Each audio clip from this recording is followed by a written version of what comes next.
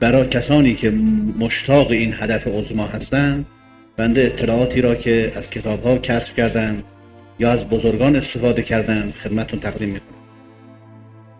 اول ملاقات حضرت از 40 سال به پایین بسیار به ندرت اتفاق میفته، محال نیست ولی تقریبا در آستانه محال است. یک، حتی سن هم در این باره تا حدی دخالت دارد.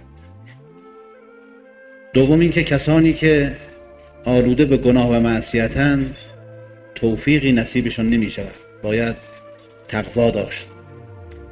پس کسانی که مشتاق ملاقات حضرتند تقوا را پیشه کنند و بدانند که این راه بدون تقوا طی شدنی نیست.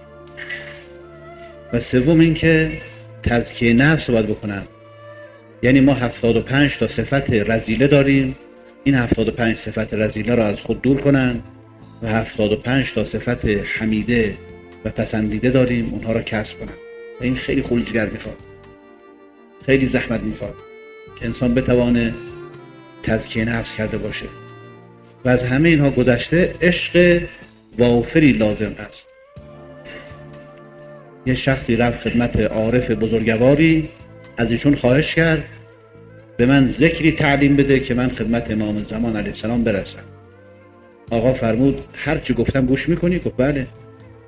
به می سجاده رنگین کن گرت پیر مغان گوید، که سالک بی خبر نبود ز راه و رسم منزل ها.